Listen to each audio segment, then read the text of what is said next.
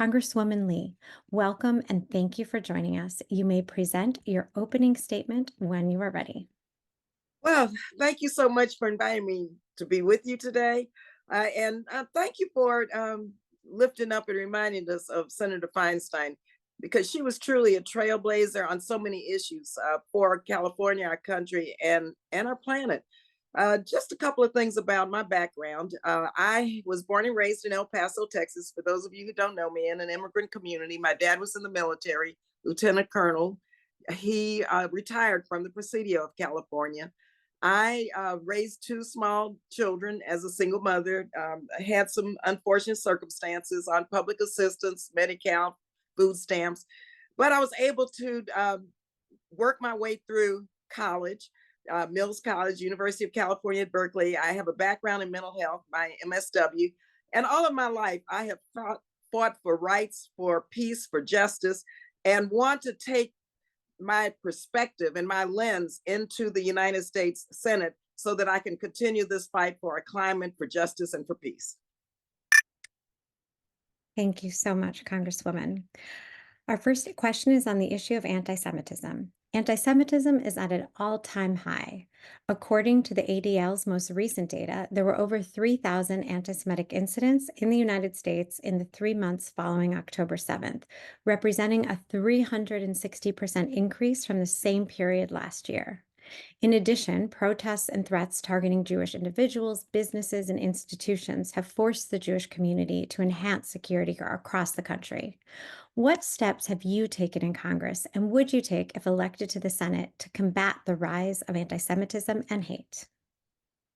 Thank you for that question. As you know, I know what hate is, and I am constantly fighting back anti-Semitism on a variety of fronts. First, legislatively, all of the sentence enhancements, all of the legislation that really raise hate to the level of a crime, that hate speech leads to hate violence. We have to be cognizant of what hate speech does. And on university campuses, including in my own district, I have fought back against anti-Semitism, white supremacy, Islamophobia, LGBTQ plus hate, and so it's very prominent and everywhere. And as you know, as a Black woman, I am very deeply committed to fighting anti-Semitism wherever it emerges. In my own district, I've held meetings with members of the Jewish community to really figure out how we can, first of all, protect people in terms of federal investments. If security needs are needed from the federal government, then I'm there as a member of the Appropriations Committee and would do this in the Senate. Get the Department of Justice to help enhance security measures. Secondly, it's important that we, as a member of the Senate, talk and bring people together so we understand that each other's backgrounds, but understand that anti-Semitism is not allowed. It's hate, and we will never stand for allowing that to happen in any form. Finally, I'll just say we have to be sure that First Amendment rights, yes, our speech leads to hate violence. Thank you. Fighting climate change is an economic and national security imperative and one of the most pressing issues for Jewish voters. Devastating wildfires, air pollution, unsafe drinking water, and floods like those in San Diego last week are some of the ways environmental issues have affected Californians in their daily lives. What policies do you support to address the climate crisis, and how will you ensure that Californians benefit from good paying green jobs? I support the Green New Deal. First of all, I was an original co-sponsor of the Green New Deal, which has the elements of how we move from fossil fuels to a green economy. Born and raised in El Paso, Texas, as I mentioned earlier, and we lived near, well, in a Black and brown community, lived near a smelter where toxic chemicals polluted our communities, and health impacts are so important because for me to address as part of a climate policy in the United States Senate. Uh, where I grew up, Black and brown people had a disproportionate rates of lung cancer, my mother's COPD, bronchitis, you name it.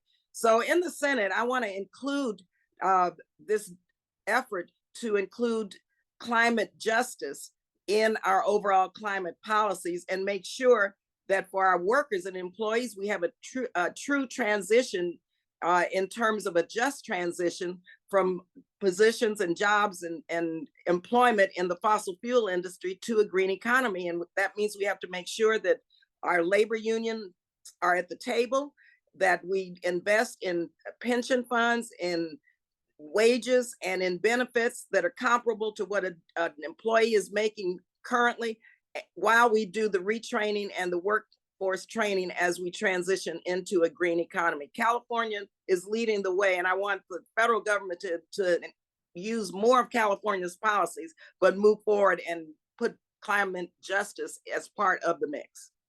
Thank you. Polling consistently shows that defending abortion access and reproductive freedom is a top priority for Jewish Americans. We would have marked the 51st anniversary of Roe v. Wade last week had the Supreme Court not struck it down, depriving American women of their reproductive rights. If elected to the Senate, what measures would you support to protect reproductive freedom? And do you support abolishing the Senate filibuster to pass a federal law protecting abortion rights? First, I have always supported abolishing the filibuster. It's a Jim Crow era policy, and it stops progress, and it really does not allow us to move forward to codify Roe or the right to an abortion into federal law, which I support. I co-chair the pro-choice caucus and have fought to end the Hyde Amendment for many years. I shared a story, my own personal story, which was very difficult to do before Roe having an abortion. Want to make sure that no person has to worry about being criminalized or denied health care, because abortion care is health care. And so this has been a priority of mine, reproductive freedom. I'm proud to be endorsed by the National Organization for Reproductive Freedom.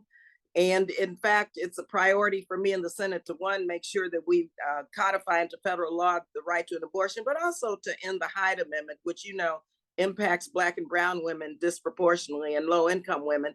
And we have to make sure that abortion care is seen as healthcare and known as healthcare, and it is. And it's the decision of that individual and their healthcare provider or whomever they want to talk about or counsel with. It's not the decision of any judge or any decision of any elected official. It's a personal decision between that person and their healthcare provider. Full stop, nobody else. And so taking away that decision, that constitutional right, has been something that I have been speaking out against. And Thank you.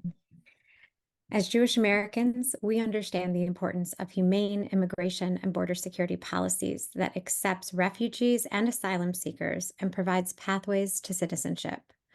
Just a few hours ago, a bipartisan deal on climate change, on changes to immigration and border policy was announced, with the Senate set to vote on it as early as next week. What is your view of changes that should be made to U.S. immigration and border policy? And do you think there's a crisis at our border? And if so, what should we be doing about it?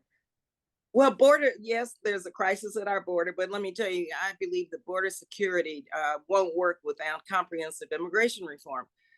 We have to have an orderly system. It has to be provided, it has to include due process, and it has to be humane.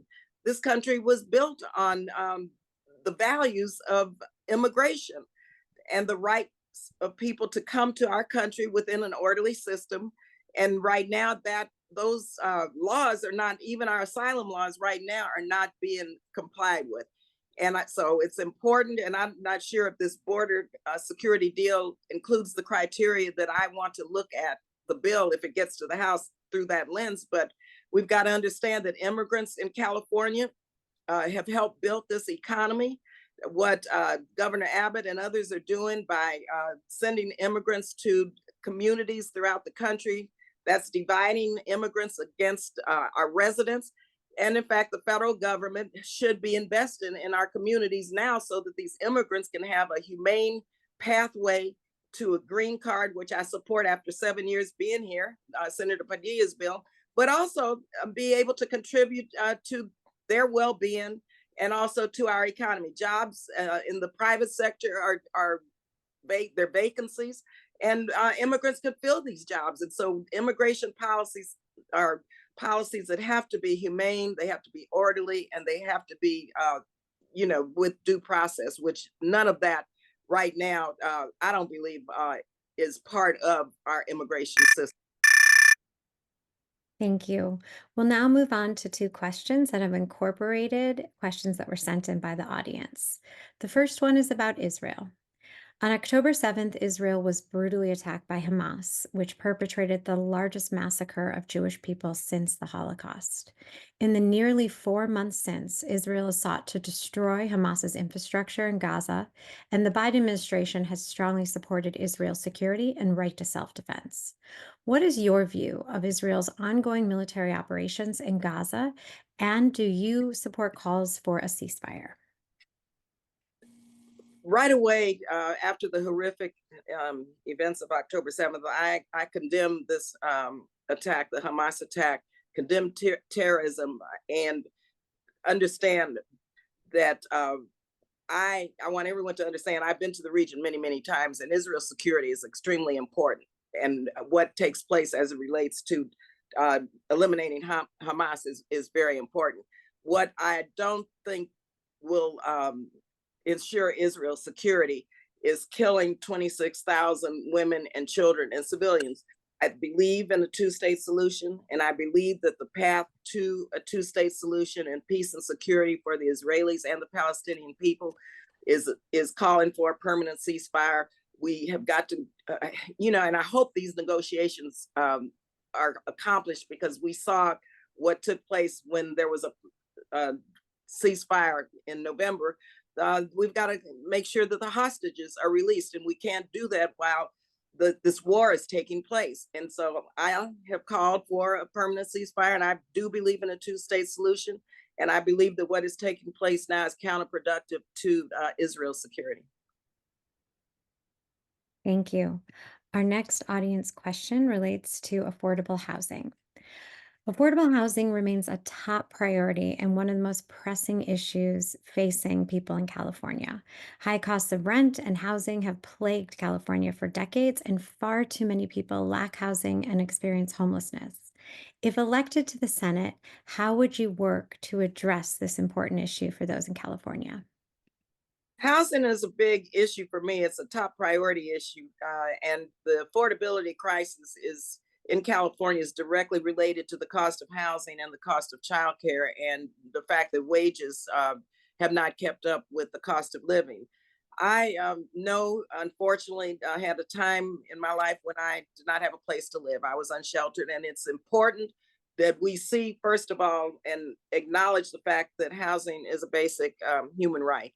If we acknowledge that, then we're going to have policies that, one, do not allow people to be evicted. And so I support a national eviction policy, but also we must create more affordable housing and support more low income housing tax credits and support new ways of building housing.